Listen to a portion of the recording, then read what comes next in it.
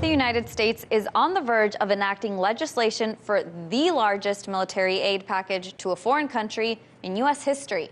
The package is a staggering $38 billion aid to Israel, with the amount likely to go up in future years. Last week, Kentucky Senator Rand Paul placed a hold on the bill. The senator is now facing backlash from several pro-Israel groups. Senator Paul responded to his critics in an exclusive statement to Jewish Insider, saying, "I'm not for foreign aid in general. If we are going to send aid to Israel, it should be limited in time and scope, so we aren't doing it forever. And it should be paid for by cutting the aid to people who hate Israel and America." He wrote, "This is a stance I've taken for many years." Senator Paul may filibuster against it if the bill goes to a vote. The current bill has been in process for several months now and is reaching its final stages. Joining me now is Executive Director, If Americans Knew, Alison Weir. Thank you so much for joining me today. Thank you for having me. Allison, I want to start with asking you, how much money do you think would actually go into Israel under this current legislation? I mean, the numbers are saying 38 billion, could go up. What do you think the numbers will be at?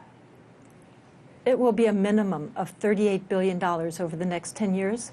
It can go up, and if it can go up, it will go up, given that Israel partisans and donors and organizations are very influential with our political candidates. So the minimum will be $38 billion. That works out to $7,000 per minute from the United States to Israel, and also is about $23,000 per Jewish Israeli family of 4. This is the kind of money we're talking about, but the U.S. media aren't telling people about it. That's a lot of money, and like you said, this bill is something that the American people are not necessarily informed about. So if you can give us a little bit more information, are there any problems with this aid package? There are quite a few problems. First of all, the general American public already feels that we give Israel too much money. A survey a while ago showed that 60% of the respondents said that we were already giving Israel too much money, even before it's now about to become even larger.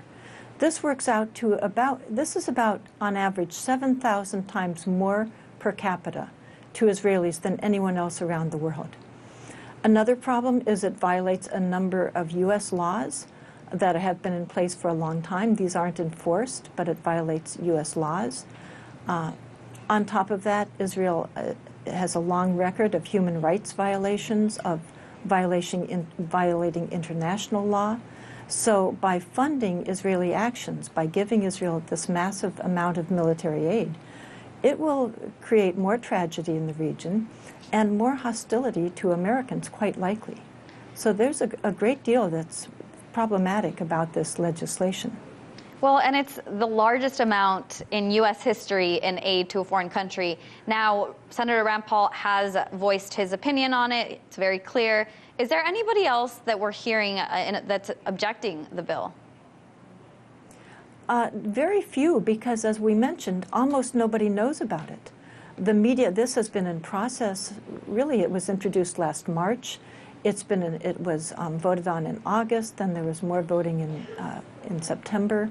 Now it's before the Senate again because the politicians keep making it even more pro-Israel. So it contains a lot of additional perks for Israel that no one knows about, because despite the fact that it's extremely newsworthy, American taxpayers, many people are cutting back spending because of financial concerns. I think many people would be objecting if they knew about the bill. In addition, many more Americans than before are aware of Israeli actions in Gaza, the systemic discrimination in Israel itself. So many people would object to this bill, I feel, if they knew about it, but almost no one knows about it. Well, and that's our job to tell people. Now, Rand Paul is objecting it and could filibuster it. How likely, we have about a minute left, so I just want to get your opinion. How likely is this bill to be passed? It's extremely likely to be passed. The majority leader has gotten $1.5 million from Israel partisans. The majority of the Congress is afraid of the Israel lobby. They get campaign donations from Israel partisans. If they don't toe the line, they know there's a very large likelihood that they'll be defeated in the next election. So yes, I think this will be passed.